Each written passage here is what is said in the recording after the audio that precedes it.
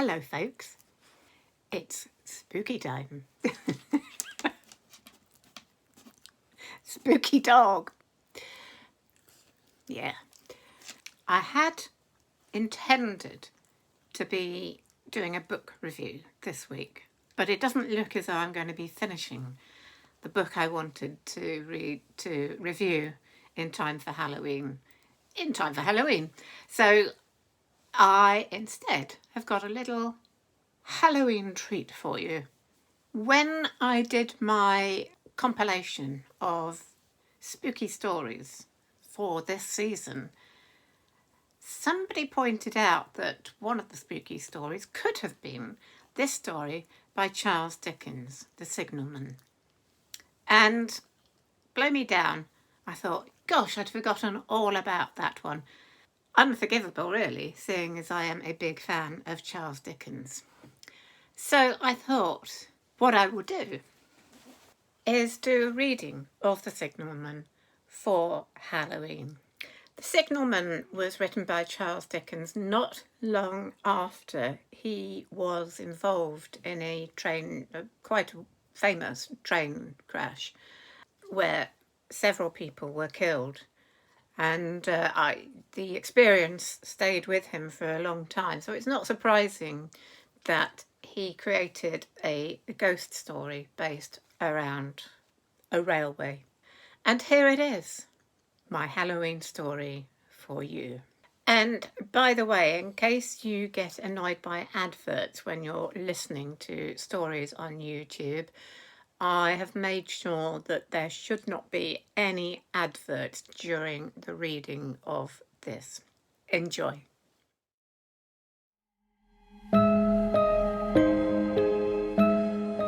The Signalman by Charles Dickens. Hello, below there. When he heard a voice thus calling to him, he was standing at the door of his box with a flag in his hand, furled round its short pole. One would have thought, considering the nature of the ground, that he could not have doubted from what quarter the voice came.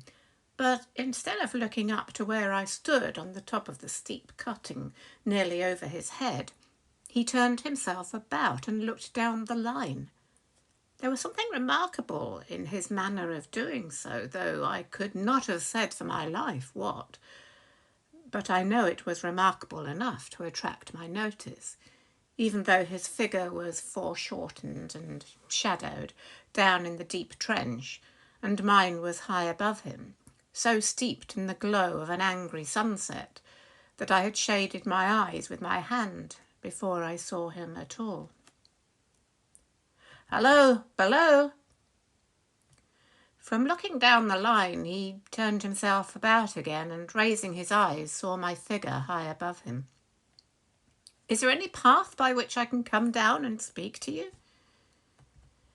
He looked up at me without replying, and I looked down at him without pressing him too soon with a repetition of my idle question.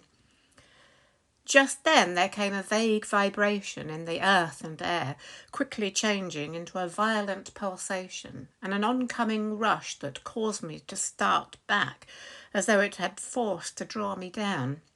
When such vapour as rose to my height from this rapid train had passed me and was skimming away over the landscape, I looked down again and saw him refurling the flag he had shown while the train went by. I repeated my inquiry. After a pause, during which he seemed to regard me with fixed attention, he motioned with his rolled-up flag towards a point on my level, some 200 or 300 yards distant. I called down to him, "All right," and made for that point. There, by dint of looking closely about me, I found a rough, zigzag descending path notched out, which I followed. The cutting was extremely deep and unusually precipitate.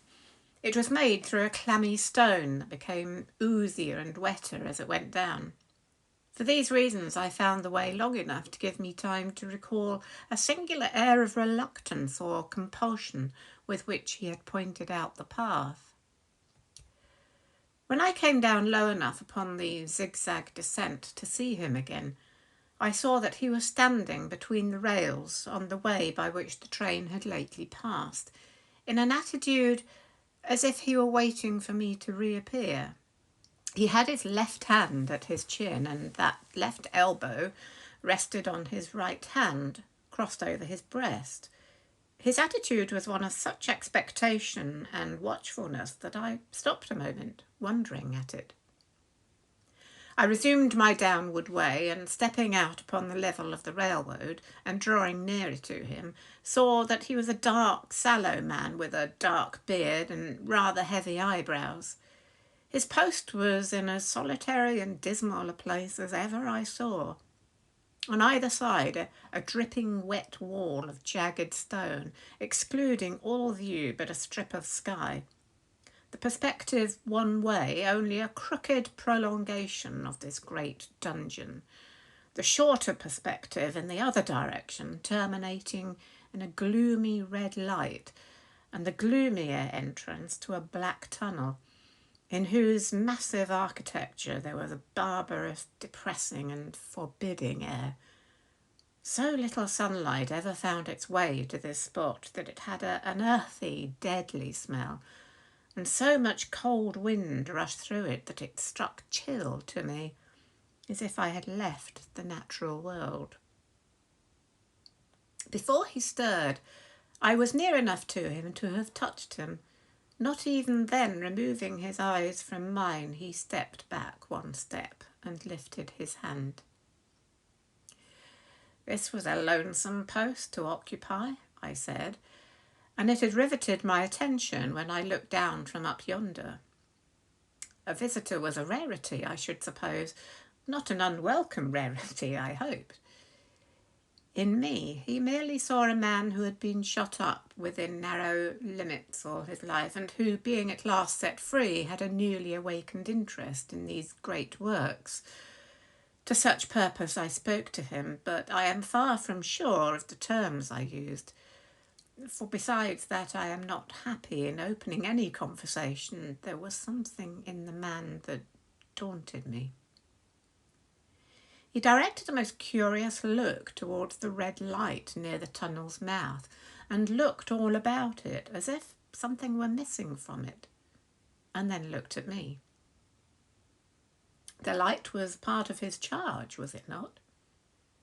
He answered in a low voice, "Don't you know it is?" The monstrous thought came into my mind as I perused the fixed eyes and the saturnine face, that this was a spirit, not a man. I have speculated since whether there may have been infection in his mind. In my turn I stepped back, but in making the action I detected in his eyes some latent fear of me. This put the monstrous thought to flight. "You look at me," I said, forcing a smile, "as if you had a dread of me." "I was doubtful," he returned, "whether I had seen you before." "Where?" He pointed to the red light he had looked at. "There," I said. Intently watchful of me, he replied, but without sound, "Yes." "My good fellow, what should I do there? However, be that as it may, I never was there, you may swear." "I think I may," he rejoined. "Yes, I am sure I may." His manner cleared, like my own.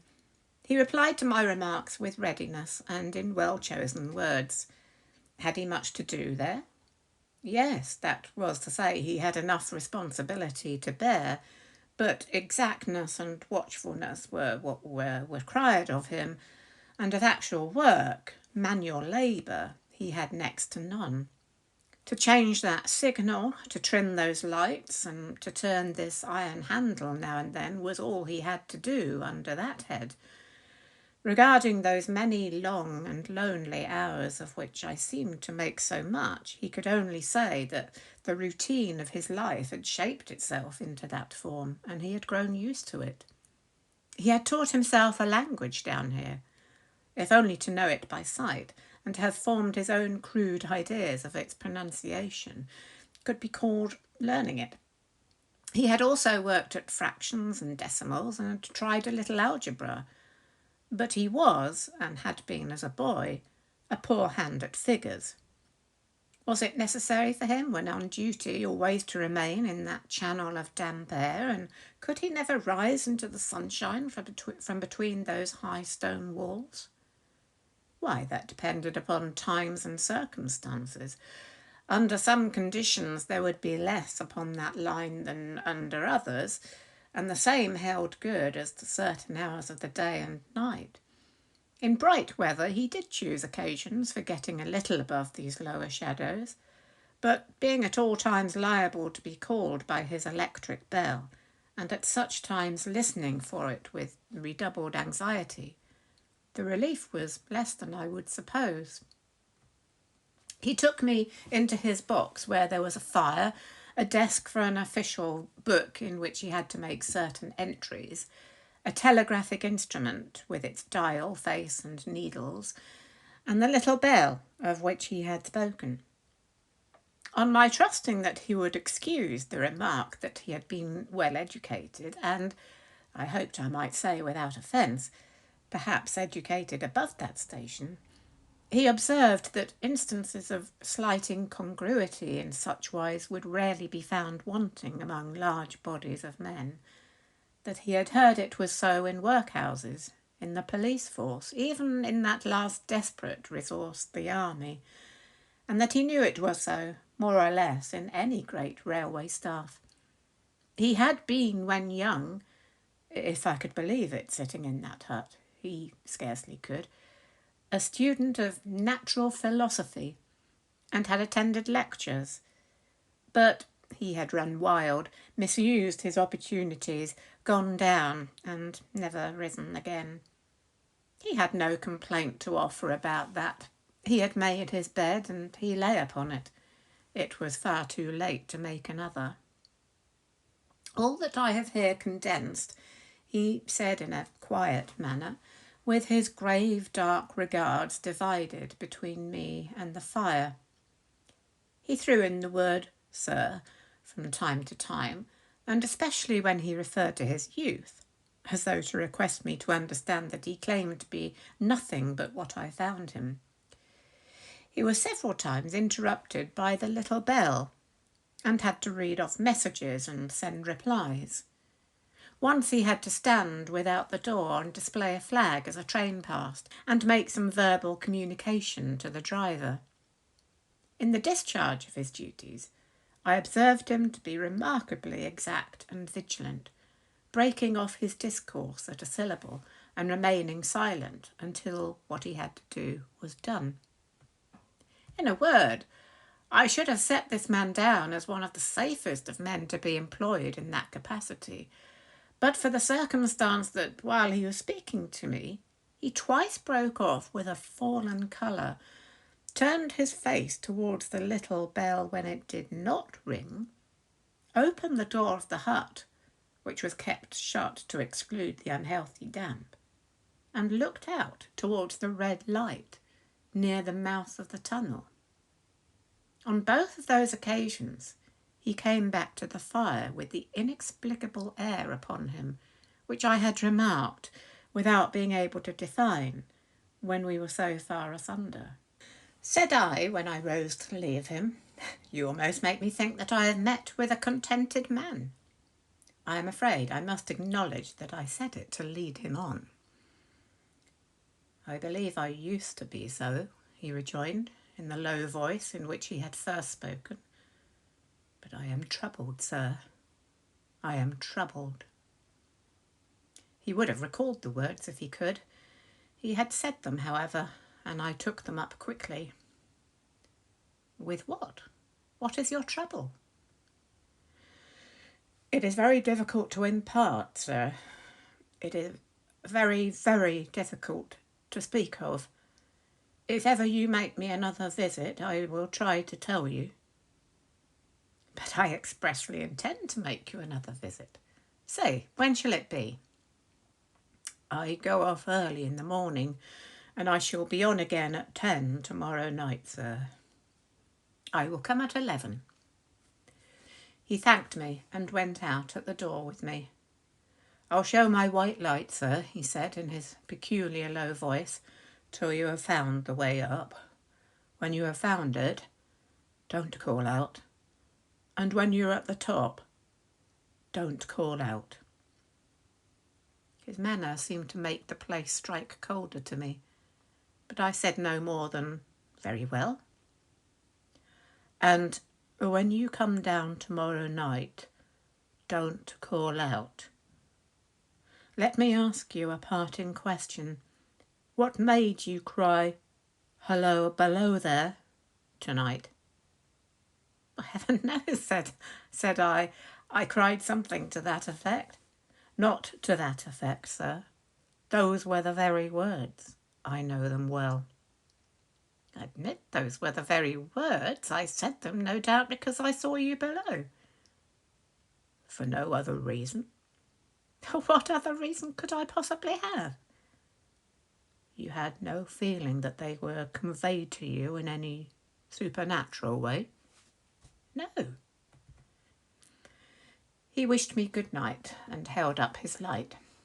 I walked by the side of the down line of rails with a very disagreeable sensation of a train coming behind me until I found the path.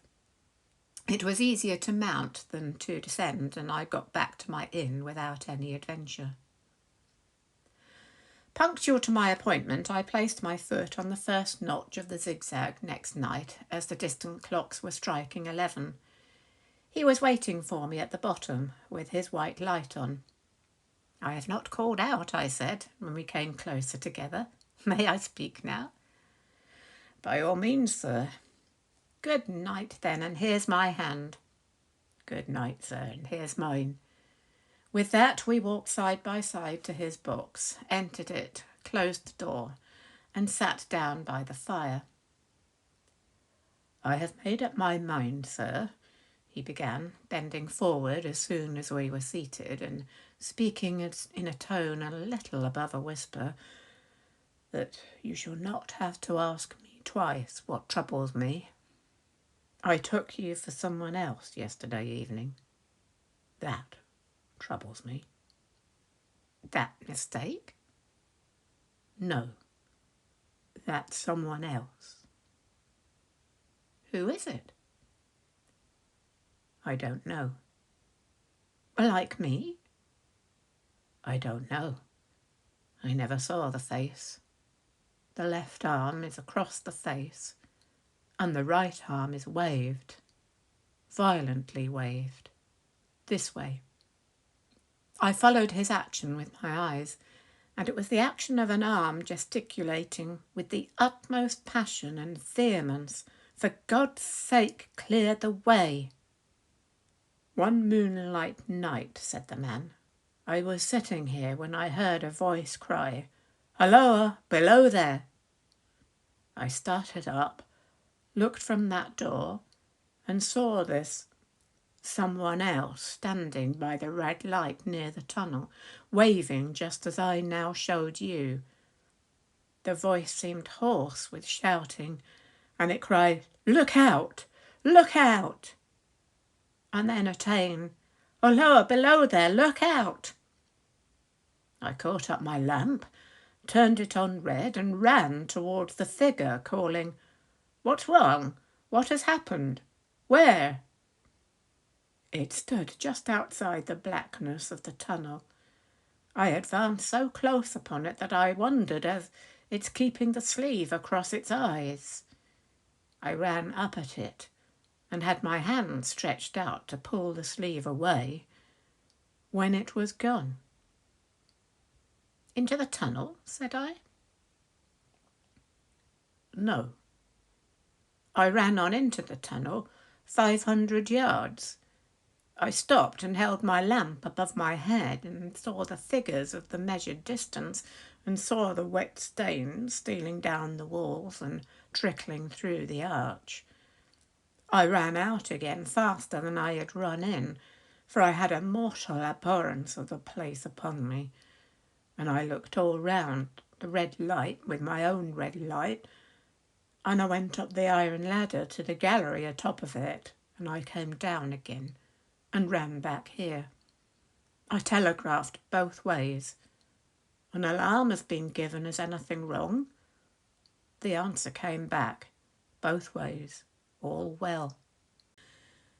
Resisting the slow touch of a frozen finger tracing out my spine, I showed him how that this figure must be a deception of his sense of sight, and how that figures originating in disease of the delicate nerves that minister to the functions of the eye were known to have often troubled patients, some of whom had become conscious of the nature of their affliction and had even proved it by experiments upon themselves. As to an imaginary cry, said I, do but listen for a moment to the wind in this unnatural valley where we speak so low, and to the wild harp it makes of the telegraph wires. That was all very well, he returned, after we had sat listening for a while, and he ought to know something of the wind and the wires, he who so often passed long winter nights there, alone and watching. But he would beg to remark that he had not finished. I asked his pardon, and he slowly added these words, touching my arm. Within 6 hours after the appearance, the memorable accident on this line happened, and within 10 hours the dead and wounded were brought along through the tunnel over the spot where the figure had stood. A disagreeable shudder crept over me, but I did my best against it. It was not to be denied, I rejoined, that this was a remarkable coincidence, calculated deeply to impress his mind.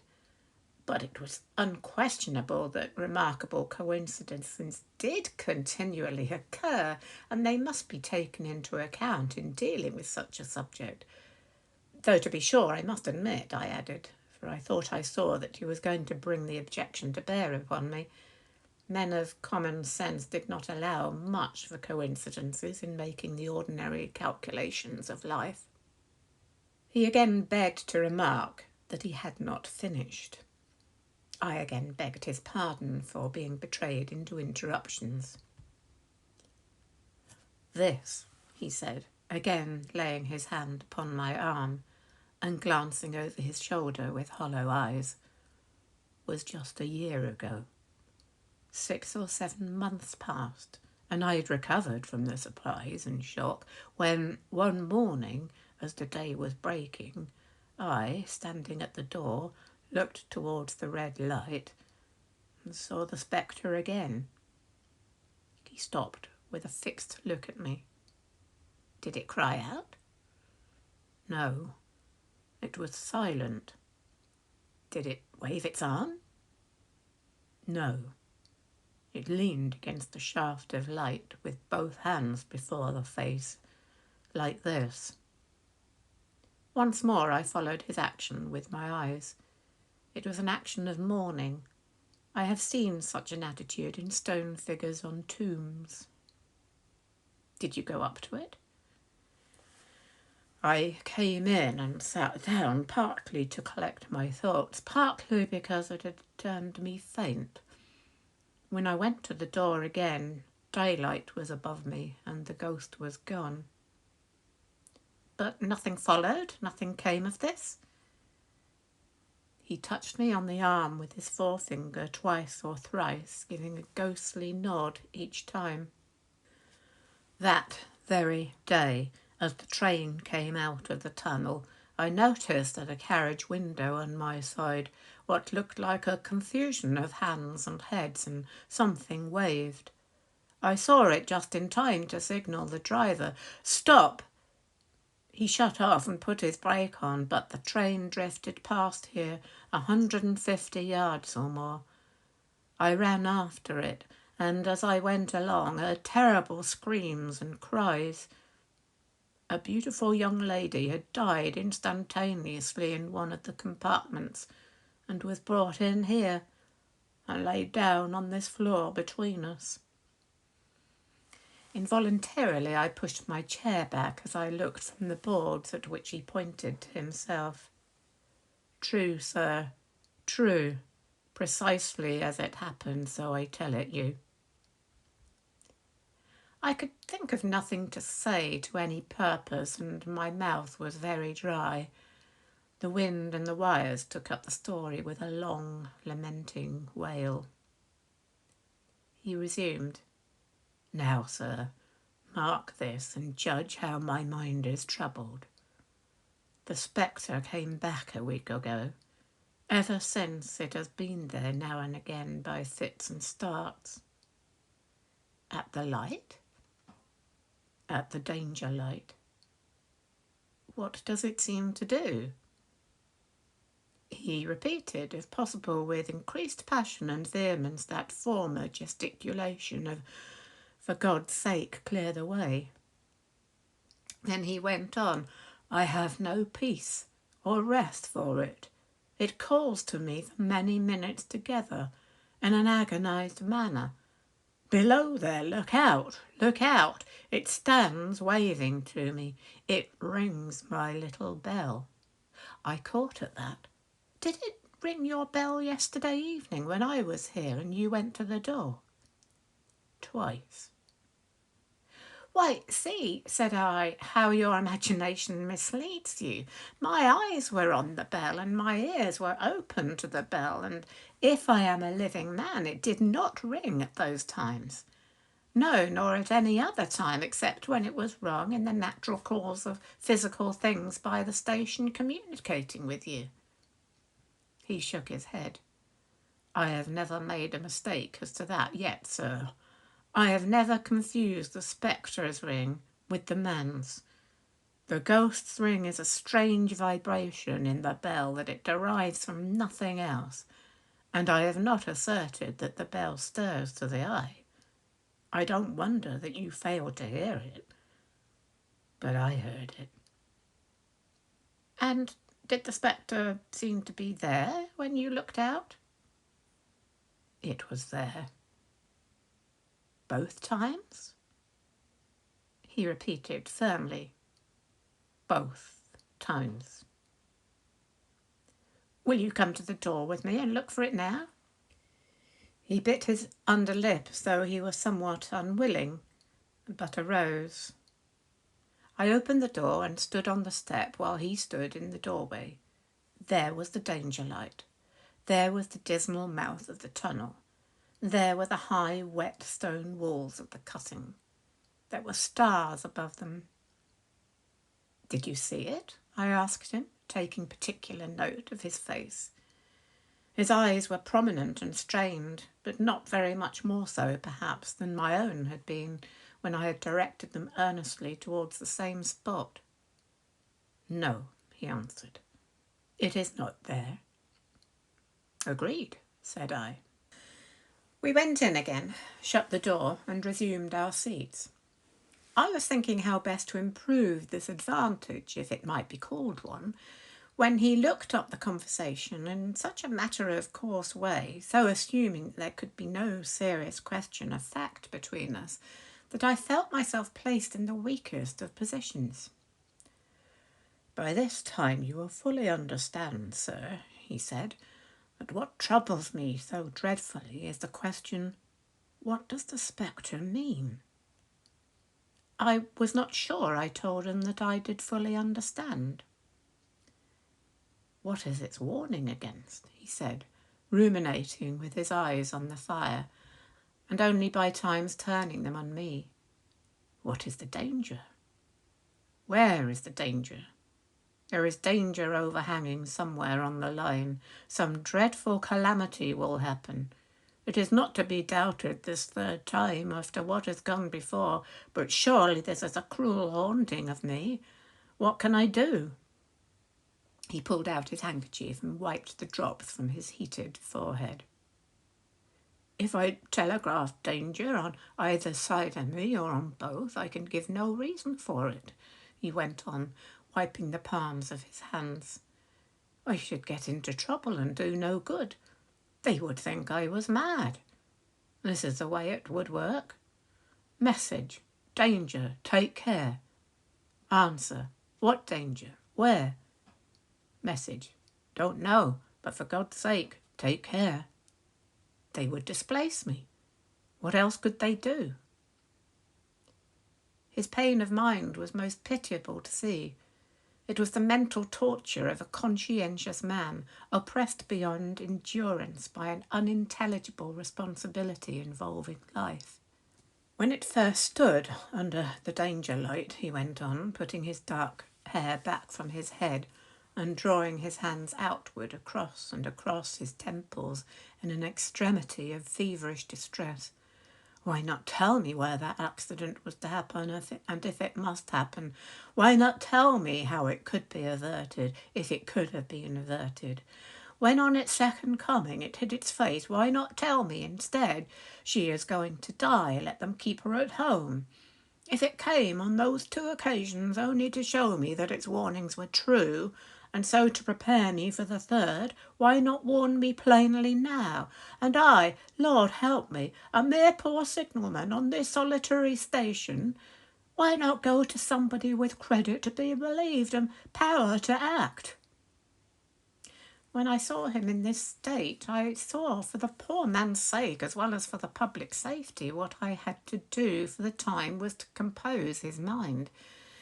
Therefore, setting aside all question of reality or unreality between us, I represented to him that whoever thoroughly discharged his duty must do well, and that at least it was his comfort that he understood his duty, though he did not understand these confounding appearances. In this effort I succeeded far better than in the attempt to reason him out of his conviction. He became calm. The occupations incidental to his post as a night advance began to make larger demands on his attention, and I left him at 2 in the morning. I had offered to stay through the night, but he would not hear of it.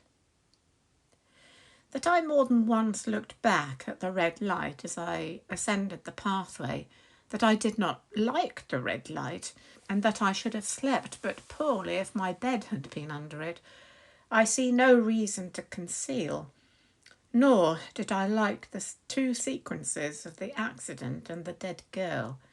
I see no reason to conceal that either. But what ran most in my thoughts was the consideration, how ought I to act, having become the recipient of this disclosure? I had proved the man to be intelligent, vigilant, painstaking, and exact. But how long might he remain so in his state of mind? Though in a subordinate position, still he held a most important trust, and would I, for instance, like to stake my own life on the chances of his continuing to execute it with precision?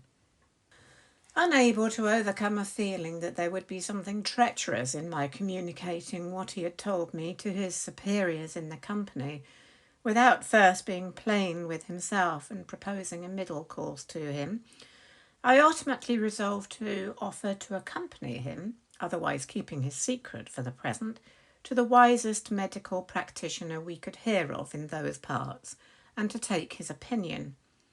A change in his time of duty would come round next night, he had apprised me, and he would be off an hour or 2 after sunrise, and on again soon after sunset. I had appointed to return accordingly. Next evening was a lovely evening, and I walked out early to enjoy it. The sun was not yet quite down when I traversed the field path near the top of the deep cutting. I would extend my walk for an hour, I said to myself, half an hour on and half an hour back, and it would then be time to go to my signalman's box. Before pursuing my stroll, I stepped to the brink and mechanically looked down from the point from which I had first seen him. I cannot describe the thrill that seized upon me when close at the mouth of the tunnel I saw the appearance of a man with his left sleeve across his eyes, passionately waving his right arm. The nameless horror that oppressed me passed in a moment, for in a moment I saw that this appearance of a man was a man indeed, and that there was a little group of other men standing at a short distance, to whom he seemed to be rehearsing the gesture he made. The danger light was not yet lighted. Against its shaft, a little low hut, entirely new to me, had been made of some wooden supports and tarpaulin. It looked no bigger than a bed. With an irresistible sense that something was wrong, with a flashing self-reproachful fear that fatal mischief had come of my leaving the man there and causing no one to be sent to overlook or correct what he did, I descended the notched path with all the speed I could make. "What is the matter?" I asked the men. "Signalman killed this morning, sir." "Not the man belonging to that box?" "Yes, sir." "Not the man I know?"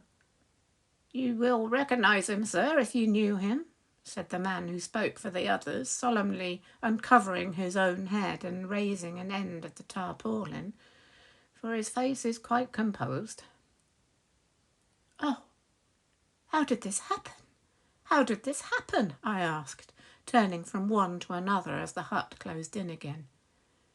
"It was cut down by an engine, sir. No man in England knew his work better, but somehow he was not clear of the outer rail. It was just at broad day. He'd struck the light and had the lamp in his hand. As the engine came out of the tunnel, his back was towards her and she cut him down.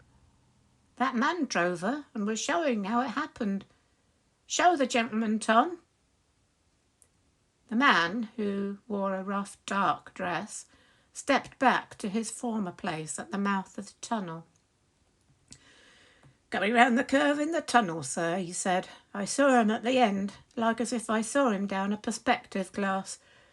There was no time to check speed, and I knew him to be very careful. As he didn't seem to take heed of the whistle, I shut it off when we were running down upon him and called to him as loud as I could call." "What did you say?" "I said, 'Below there! Look out! Look out! For God's sake, clear the way!'" I started. "Oh, it was a dreadful time, sir. I never left calling to him. I put this arm before my eyes not to see, and I waved this arm to the last, but it was no use."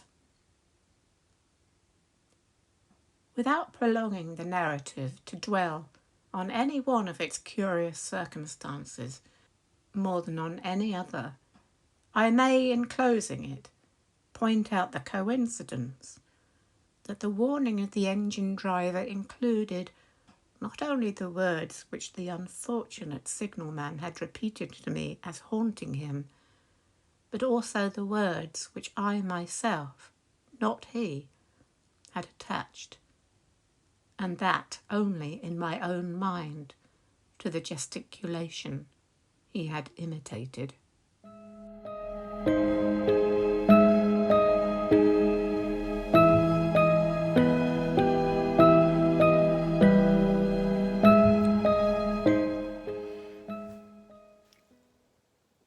If you enjoyed that and you would like to hear me do more readings, please do let me know in the comments. And if you have any suggestions for short stories that I could read, do let me know. And possibly, if this proves popular, I may do more, maybe seasonal ones, maybe next one around Christmas or something like that. But do let me know. I enjoy doing readings. I'd be very happy to do that. So, next week I will be doing the Stephen King book review. So I look forward to seeing you then. Do make sure that you're subscribed. And if you haven't seen my compilation of spooky stories for Halloween, then it'll be up here. And until then, do enjoy your Halloween and sleep well. Bye for now.